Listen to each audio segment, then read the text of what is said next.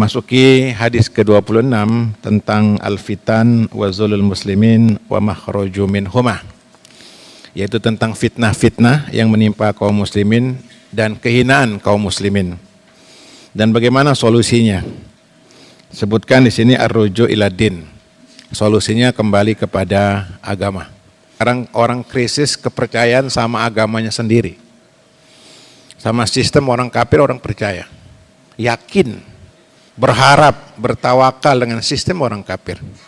Sama agamanya sendiri nggak percaya. Ini dia bahasan kita. Orang percaya dengan hitungan-hitungan orang-orang kafir, teori-teori, asumsi-asumsi, ya. Sama agamanya sendiri nggak percaya. Ini problem mendasar yang menimpa kaum muslimin hari ini. Kita baca hadisnya an Ibni Umar dari jalan Abdullah bin Umar radhiyallahu anhu qala Rasulullah sallallahu alaihi wasallam. Bersabda Rasul sallallahu alaihi wasallam, "Idza tabayatum bil inah wa akhastumul aznabal baqar wa raditum bizar'i wa taraktumul jihad salatallahu alaikum zullan la yanji'uhu hatta tarju ila dinikum."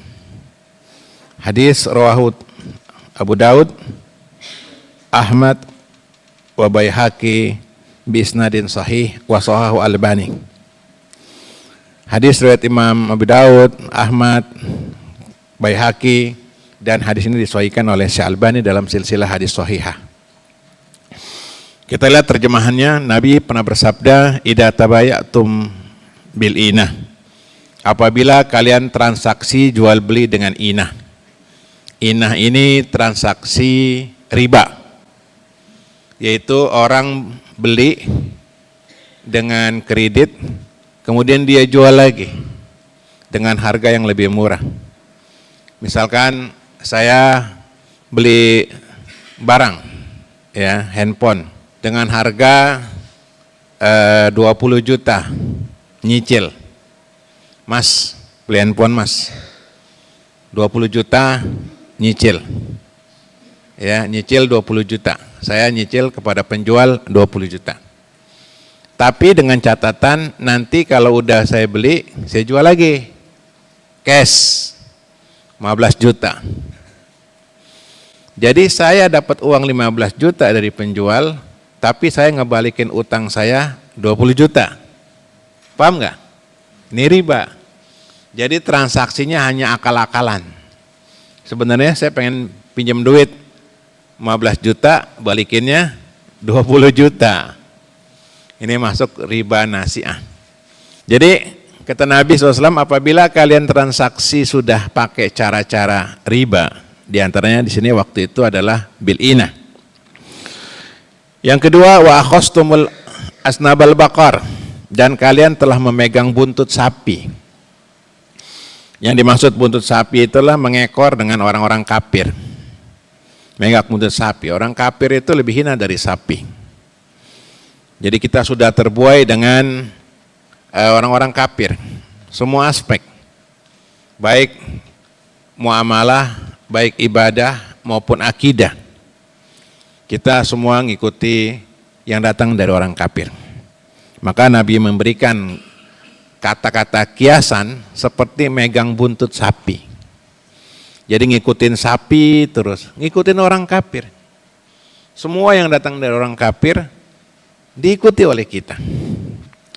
Kemudian yang ketiga, waraditum bizar'i, dan kalian ridho, senang dengan tanaman kalian, yang kalau sekarang ini dengan industri kita, bisnis kita, ya, pangkat kita, jabatan kita.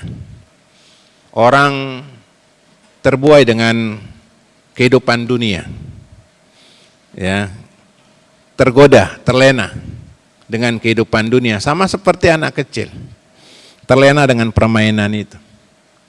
Ya, anak-anak kecil itu sering diomelin sama bapaknya, lu main game terus lu, seharian main game. Padahal sama juga, bapaknya bisnis terus. Iya, sama-sama terbuai dengan dunia.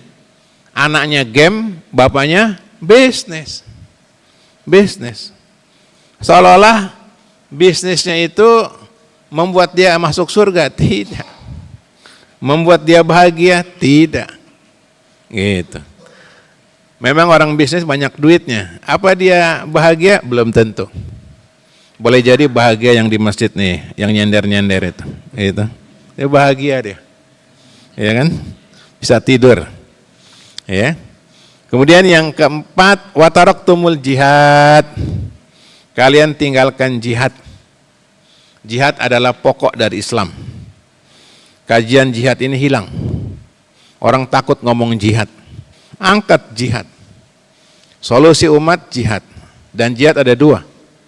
Jihad ilmu, jihad syayf. Jihad dengan ilmu dan jihad dengan pedang.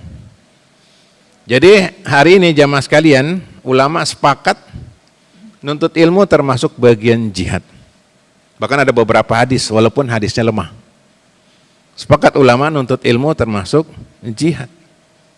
Ya, jamaah datang subuh-subuh nih gelap-gelap termasuk jihad.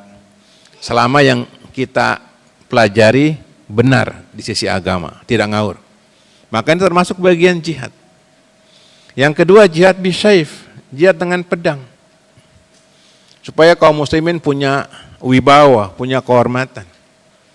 Hari ini jangankan sama orang kafir, sama preman aja orang takut. Kaum muslimin memang preman aja takut. Gitu. Kalau kaum muslimin jihad ini di hati kita, nggak berani ada yang ganggu kita.